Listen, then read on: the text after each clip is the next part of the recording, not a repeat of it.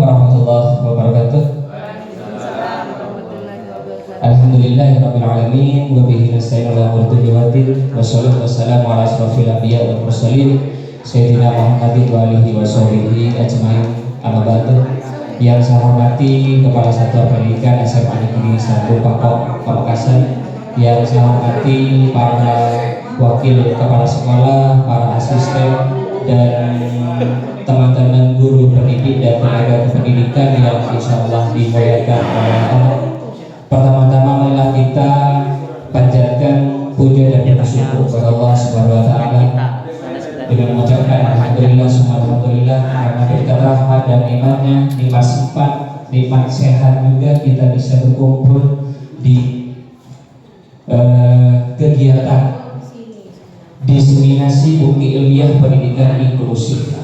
Ini merupakan sesuatu hal atau praktik baik atau pemberian pengetahuan oleh-oleh dari teman kita Pak Saidno yang hari ini tengah menimba ilmu terkait dengan pendidikan inklusif. Jadi hal ini sejalan dengan kemauan dan juga rencana kita bahwa SMA Negeri 1 Pakong itu akan lebih maksimal lagi di dalam memberlakukan pendidikan yang inklusif, pendidikan untuk semua kalangan, baik siswa-siswa yang memang reguler maupun siswa-siswa yang memang butuh penanganan khusus. Dan mungkin Pak Sen ini merupakan teman atau rekan sejawat kita yang memang bisa kita nilai adalah aset yang sangat berharga untuk SMA Negeri 1 Pakong, karena Pak Saidno ini adalah salah satu guru di Kabupaten Pamekasan, salah satu di antara 3 guru ya Pak Saidno sebagai perwakilan dari Kabupaten Pamekasan dari setiap jenjang berarti ya Pak ya, dari setiap jenjang yang iya maksudnya yang 3 orang itu kan bukan hanya di tingkat SMA ya kan, tapi guru inklusi di setiap jenjang Pak Saidno. Ini kan itu sesuatu yang saya sebut bahwa Pak Saidno itu adalah aset yang sangat penting terutama bagi pendidikan inklusi di Kabupaten Pamekasan. Oke, nah Bapak Ibu, dalam hal ini saya sebagai pembawa acara dan juga moderator dalam kegiatan diseminasi bukti ilmiah pendidikan inklusif ini, agar waktu lebih efisien saya akan memberikan sepenuhnya kepada Pak Saidno untuk memberikan praktik baik atau memberikan oleh-oleh yang berupa pengetahuan kepada kita berkaitan dengan pendidikan inklusif ini. Kepada Pak Saidno dipersilakan. Baik, terima kasih. Assalamualaikum warahmatullahi wabarakatuh.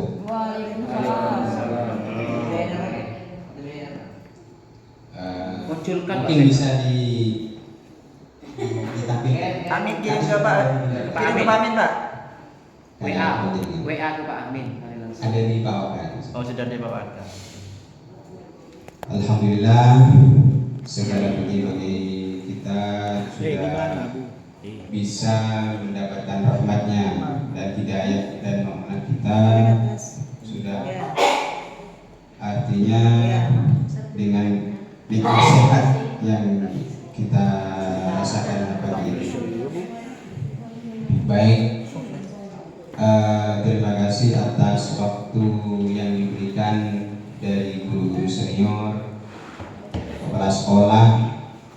Saya tadi malam minta izin ke kepala sekolah itu mungkin jam 12 kurang berapa menit gitu ke kepala sekolah. Jalan 4 menit. Jalan 4 menit. Yang 10 menit ini ya Pak.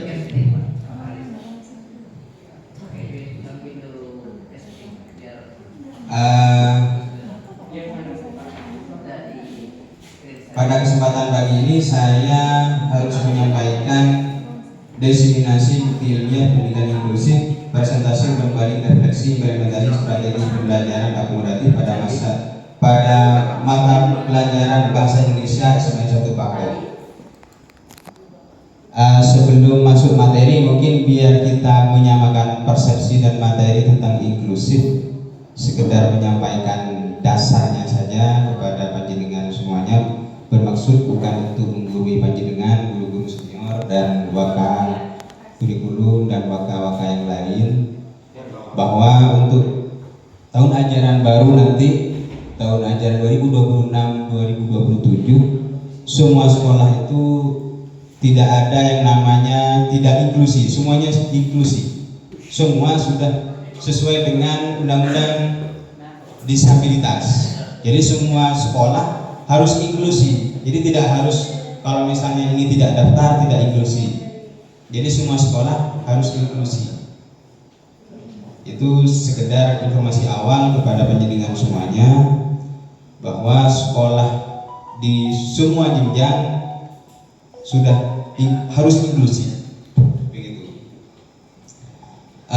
Bapak Ibu yang saya hormati dan guru-guru senior yang saya hormati, masuk pada slide pertama. Latar belakang pada pendahuluan di presentasi kali ini, tantangan membaca teks panjang dan urgensi perubahan berbasis data di kelas inklusif. Ini adalah merupakan penjabaran saya nanti yang saya sudah lakukan wawancara dengan guru bahasa Indonesia Pak Haris di beberapa hari yang lalu. Yang hari ini adalah merupakan presentasi saya. Di 2 hari yang lalu saya sudah melakukan presentasi dan beberapa hari yang lalu sudah melakukan penelitian terhadap mata pelajaran bahasa Indonesia di SMA Satu Pako.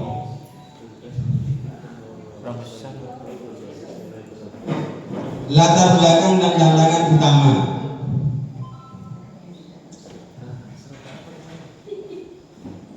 Ekosistem berbasis data. Transformasi sekolah menuju ekosistem inklusif harus didasarkan pada siklus perencanaan, pengumpulan, analisis dan penyampaian data empiris yang berurutan, bukan lagi sekedar asumsi normatif.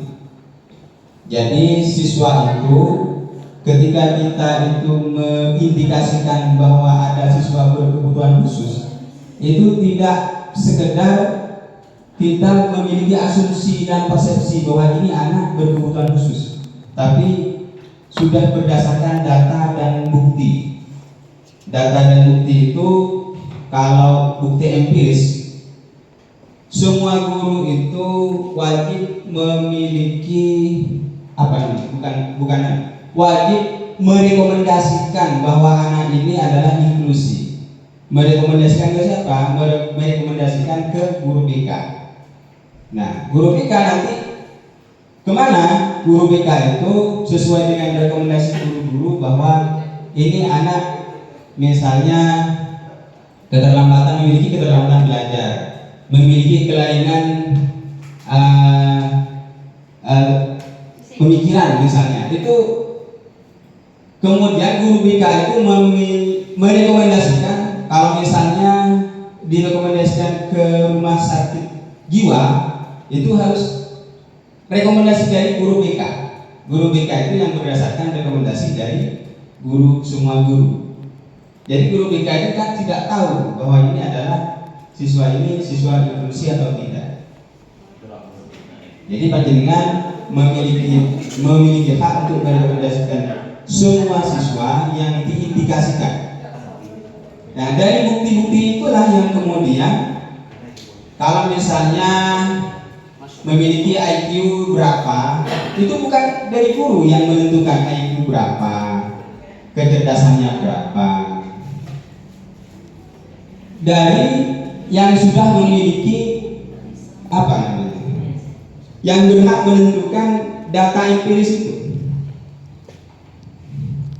Jadi siswa inklusi itu bukan berdasarkan persepsi, tapi berdasarkan bukti-bukti yang memang sudah direkomendasikan dari rumah sakit. Masalah pemahaman membaca, ini yang sudah saya lakukan penelitian dan wawancara terhadap guru bahasa Indonesia Pak Haris Supriyadi kemarin, yang sudah dikumpulkan 2 hari yang lalu di tugas sebelumnya. Tantangan utama di SMA Satu Pakong adalah keselarasan pemahaman membaca teks panjang pada peserta didik yang terindikasi memiliki hambatan belajar di kelas bahasa Indonesia. Metode pengumpulan bukti. Pertama, menggunakan studi sekunder tingkat tinggi, yaitu mengenai intervensi membaca bersama. Langkah berikutnya, menganalisis laporan evaluasi program inklusif yang diterbitkan oleh Dinas Pendidikan Provinsi Jawa Timur. Kemudian langkah berikutnya, membedah kekuatan metodologi riset global, lalu mengadil melalui batas persiapan infrastruktur nyata di SMA Satu Pakong. Ini pertanyaan penelitian riset berikutnya. Efektivitas metode shared reading. Apakah penerapan intervensi membaca teks bersama berbentukan petunjuk prompting secara bertahap efektif dalam meningkatkan kapasitas pemahaman membaca siswa dalam tantangan belajar pada mata pelajaran bahasa Indonesia di SMA Satu Pakong? Ini temuan utama bukti ilmiah. Pada temuan pertama, prompting bertahap efektif, pemberian kontekstual prompt, isyarat minimal hingga maksimal, meningkatkan pemahaman mendengar dan membaca secara signifikan. Prinsip universal SEN, metode ramah terhadap prinsip unit UDL, meningkatkan kinerja siswa reguler dengan kemampuan menengah ke bawah. Tantangan lokasi, implementasi lokal sering terkendala oleh minimnya waktu adaptasi perangkat ajar dan tiadanya teknologi asistif di sekolah umum. Rekomendasi strategis. Pertama, tanpa jam khusus. Jadi kalau ada kemarin itu ada wacana ada kelas khusus dan sebagainya, ini jawaban dari saya mungkin bagi berapa? 20 siswa itu ya Pak Maka 20 siswa. Ini jawaban saya mungkin yang sesuai dengan hasil penelitian. Kalau misalnya mau diambil silahkan, mau tidak ya nggak apa-apa. Strategi tidak membutuhkan alokasi jam khusus yang terpisah dapat digunakan sebagai aktivitas pemantik selama 10 sampai 50 menit di awal kelas. Ini yang pertama. Tutor sebaya, pemanfaatan penguasaan kelompok heterogen dengan sistem tutor sebaya untuk memfasilitasi transfer pemahaman antar peserta didik. Kemudian rekomendasi yang ketiga, bank data manual, mengembangkan bank bacaan pendek data bank yang dilengkapi kartu-kartu tunjuk manual sesuai sebagai solusi murah pengganti gawai asistif. Pada rekapitulasi umpan balik pada guru-guru sejawat, pada penerapan efektif tentang data dan bukti penelitian untuk mempengaruhi perubahan sangat baik. Penerapan keterampilan komunikasi yang efektif kepada pemangku kepentingan utama sangat baik, luar biasa. Evaluasi kualitatif audien, aspek terbaik, penyampaian materi yang sangat jelas, persuasif dan menyanyi berhasil menyeramah istilah teoritis rumit menjadi contoh implementasi taktis seperti penggunaan prompt, kata tanya, siapa dan mengapa di kelas. Ada peningkatan. Audien menyarankan agar pada distribusi berikutnya, contoh kerja teks modul terbuka adaptif yang telah dimodifikasi sebaiknya dicetak fisik dan dibagikan secara langsung, tidak hanya ditayangkan di layar proyeksi. Ini refleksi dari saya, refleksi. Saya memiliki komitmen kuat pada keadaan akses belajar, namun saya menyadari adanya tantangan besar ketika idealisme akademis standar emas bersinggung langsung dengan realita lapangan berupa beban administrasi guru dan keterbatasan sarana. Ini terkait dengan rencana pengembangan kompetensi saya sebagai peserta pendidikan inklusi tingkat mahir. Rencana pertama, mempelajari teknik kodesain taktis perangkat ajar akumulatif bersama guru kelas reguler Supervisi klinis, mengobservasi model per-coaching dan supervisi klinis di sekolah inklusif lain untuk memperkuat sinergi disabilitas data. Budaya kerja nyata, memastikan penyebaran bukti ilmiah tidak hanya berhenti sebagai wacana presentasi di layar proyeksi, melainkan transformasi menjadi budaya kerja guru. Nah, ini sudah masuk pada sesi tanya jawab. Terima kasih atas perhatian panjenengan semuanya dalam berkolaborasi mewujudkan kelas inklusif yang mandiri. Demikian dari saya. Terima kasih waktu yang sudah diberikan dari kepala sekolah dan wakil kepala sekolah dan guru-guru senior dan rekan sejawat semuanya. Saya sangat terima kasih. Ini bukan yang terakhir saya butuh panjenengan untuk berkolaborasi. Bukan yang pertama ini, Pak. Bukan yang terakhir. Tapi masih panjang. Saya sampai bulan Agustus nanti ini. Saya sampai nanti di aksi nyata terakhir. Masih panjang, Pak. Mohon izin untuk diizinkan, Pak, untuk menyelesaikan pendidikan saya ini. Oh iya. Terima kasih dari saya. Saya kembalikan lagi ke Pak Guru. Dari saya, assalamualaikum warahmatullahi wabarakatuh.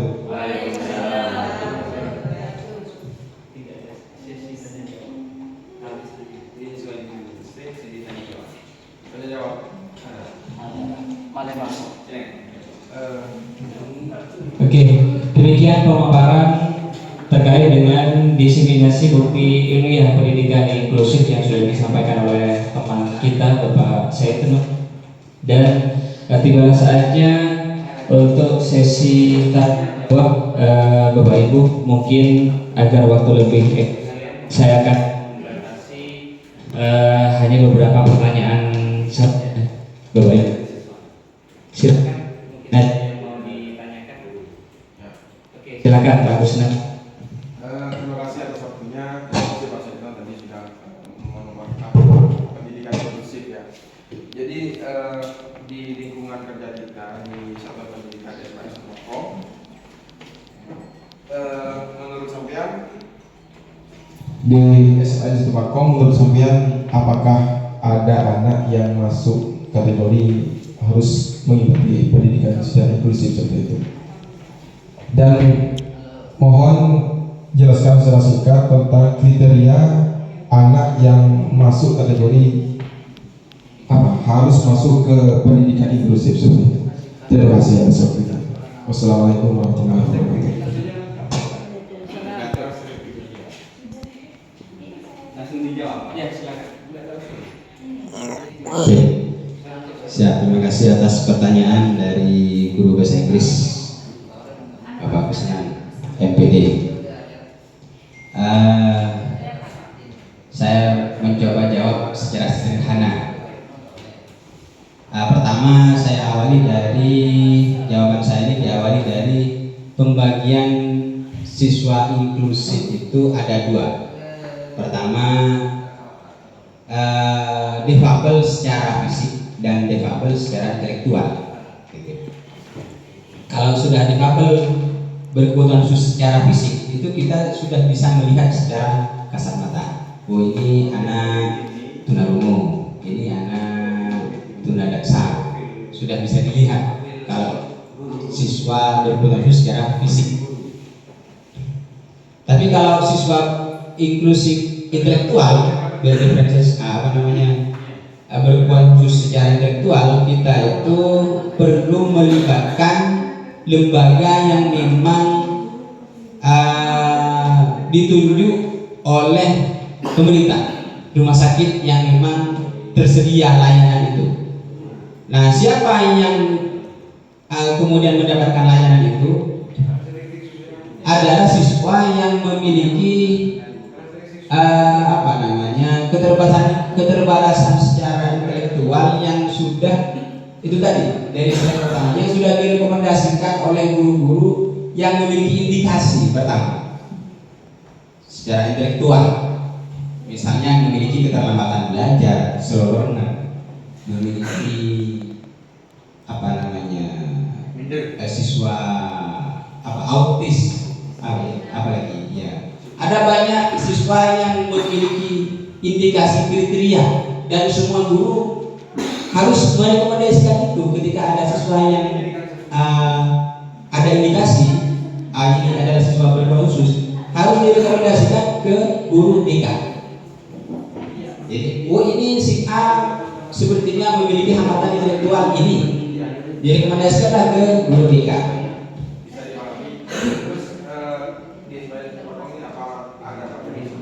Kalau ada tidaknya bahwa siswa ini memiliki hambatan fisik dan apalagi kalau fisik mungkin tidak ada mungkin fisik. Kalau misalnya intelektual perlu rekomendasi dipanjangkan, yang tahu itu saya, bukan saya. Iya. Jadi yang tahu itu bukan saya, tapi panjenengan semua sebagai guru mata pelajaran. Begitu. Yang direkomendasikan kepada guru BK, yang kemudian guru BK itu nanti akan merekomendasikan rumah sakit yang memiliki layanan terkait dengan kebutuhan seperti hambatan intelektual. Nanti akan merekomendasikan untuk masuk diperiksa di rumah sakit, kejiwaannya, IQ-nya berapa, itu nanti akan masuk direkomendasikan masuk ke rumah sakit. Dan sekolah itu wajib memfasilitasi itu. Saya tidak tahu apakah bisa dianggarkan di dalam, saya belum tahu itu. Cuma amanah undang-undang difabel wajib sekolah merekomendasikan melayani itu. Begitu. Jadi yang tahu bukan saya cuma sama posisinya sama dengan saya. Nah, sebagai informasi terakhir jawaban melengkapi jawaban dan sebagai informasi awal, kalau misalnya saya bakal lulus begitu sampai selesai di tingkatan di magang. Saya kalau misalnya sampai direkomendasikan itu magang dan saya lulus, kemungkinan besar nanti SMA Satu Bakung akan menjadi tempat koordinator layanan disabilitas di seluruh Kabupaten Pamekasan. Saya sebagai koordinatornya. SMA artinya layanan difabel, layanan disabilitas itu ada di SMA Satu Bakung. Begitu. Jadi rekomendasi dari guru BK untuk masuk ke rumah sakit siapa itu dari saya. Kalau misalnya saya lulus, kalau enggak ya sudah selesai. Begitu. Bisa diulangi Pak Al-Nagor. Terima kasih. Saya kembalikan. Boleh Pak. Sama saya jawab juga. Satu lagi. Silakan Bu Esa. Bu Esa Pak. Satu lagi. Buat saya benar. Assalamualaikum warahmatullahi wabarakatuh. Ini karena saya mau bertanya karena memang saya belum tahu sih. Mulai dulu kan belum ada kelas pendidikan inklusif ini. Nah kemudian kalau misalnya di sekolah kita kan banyak anak-anak yang nakal seperti misalnya Fatan gitu ya, mesekat itu Pak. Jadi kalau misalnya diberitahu oleh gurunya atau dikasih tugas itu malah tengan gitu kan ya. Kemudian kalau kita telusuri ternyata Fatan itu juga, maaf ya Pak ya, saya terpaksa menyebutkan siswa karena tadi Bapak kan juga tidak menyebutkan apakah ada di sini siswa yang berkebutuhan khusus kan begitu. Nah ini kalau saya telusuri juga ternyata Fatan itu sudah pernah lah membeli ke Pamekasan itu. Membeli apa ya? Tapi ya Bapak udah ngerti ya gitu. Nah, apakah ini juga termasuk anak yang berkebutuhan khusus dan perlu kita rekomendasikan untuk ini masuk pada sekolah yang inklusif? Begitu ya Pak ya. Terima kasih. Assalamualaikum warahmatullahi wabarakatuh. Langsung dijawab juga Pak. Silakan. Biar lebih komunikatif. Terima kasih atas pertanyaannya yang sangat menarik. Pertama ini Bapak Ibu guru-guru senior, mohon maaf. Siswa pertama, tidak semua mata pelajaran kepada siswa itu, kalau hambatan intelektual, tidak semua mata pelajaran itu berkebutuhan khusus ke semua mata pelajaran. Belum tentu semua mata pelajaran itu sesi A misalnya memiliki hambatan belajar di bahasa Indonesia, belum tentu PPJOK, belum tentu. Jadi pertama yang perlu disiapkan nanti di tahun ajaran baru adalah asesmen yang benar-benar asesmen yang valid dari panjenengan semuanya. Bukan, jadi posisi saya dan panjenengan sama. Saya juga perlu asesmen di mata pelajaran sejarah. Panjenengan juga semua mata pelajaran perlu asesmen yang benar-benar valid, bukan asesmen abal-abal. Begitu Pak Waka. Mohon maaf Pak Waka, saya cuma memberikan informasi. Jadi di awal mata pelajaran nanti di minggu pertama perlu asesmen semua mata pelajaran. Artinya siapa yang berkebutuhan khusus dan siapa yang tidak. Begitu. Kalau misalnya ada siswa yang berkebutuhan khusus, ada siswa yang indikasi berkebutuhan khusus, pertama setelah asesmen langkah berikutnya itu adalah yang perlu dipelajari adalah home visit. Itu namanya home visit. Dipelajarilah keluarganya, bagaimana keluarga di lingkungan sekitar. Itu yang langkah berikutnya, langkah kedua. Setelah di asesmen di sekolah memiliki indikasi bahwa siswa itu berkebutuhan khusus, hambatan intelektual kata begitu. Keluarga besarnya bagaimana? Kita pelajari juga di situ. Apakah cuma sendirian itu yang memiliki hambatan, apakah keluarga yang lain? Kalau misalnya tidak ada yang lain, tidak ada keluarganya, tinggal sendirian. Ini di dalam materi kemarin. Kalau misalnya beliau sendirian, harus dicari tetangga sekitar, tanya informasinya. Bagaimana kehidupan sehari-hari beliau di rumah tentang siswa ini. Jadi data itu dari asesmen home visit sudah benar-benar valid, bukan kemudian siswa ini hanya patut diduga. Begitu. Jadi indikasi-indikasi itu sudah langkah-langkahnya sudah berdasarkan bukti-bukti yang kemudian direkomendasikan ke guru BK. Kemudian dari guru BK nanti kalau misalnya saya jadi koordinator layanan seperti itu, saya baru masuk ke rumah sakit dan sekolah wajib memfasilitasi itu. Jadi begitu, bukan indikasi pertama. Jadi harus berdasarkan data-data konkret, gitu. Bukan berdasarkan dugaan-dugaan. Gitu. Terima kasih. Bagaimana Bu senior? Ya. Cukup. Oke, terima kasih Pak Arsyad. Mungkin ada beberapa kata kunci yang disampaikan oleh beliau. Kita tahu bahwa kita bisa mengklaim, bisa menentukan apakah anak tersebut termasuk anak-anak yang memang berkebutuhan khusus ataupun tidak, itu sesuai dengan hasil asesmen ya Pak Saidno. Dan mungkin kami berharap mungkin Pak Saidno bisa mencari asesmen atau format khusus yang memang anggaplah asesmen yang mendekati hasilnya, mendekati kevalidan. Jadi biar teman-teman nanti bisa lebih langsung action memberikan asesmen itu kepada setiap siswa, dan hasilnya mungkin nanti kita analisis bersama apakah siswa tersebut masuk siswa yang berkebutuhan khusus ataupun tidak, termasuk siswa-siswa yang memang disampaikan oleh Bu Aisyah barusan. Oke, demikian Bapak Ibu, karena pertemuan hari ini ada beberapa agenda lain yang harus kita laksanakan. Demikianlah diseminasi terkait bukti ilmiah pendidikan inklusif yang sudah disampaikan oleh Pak Saidno. Terima kasih atas wawasan yang sudah diberikan oleh Pak Saidno. Saya akhiri. Assalamualaikum warahmatullahi wabarakatuh. Waalaikumsalam warahmatullahi wabarakatuh. Oke.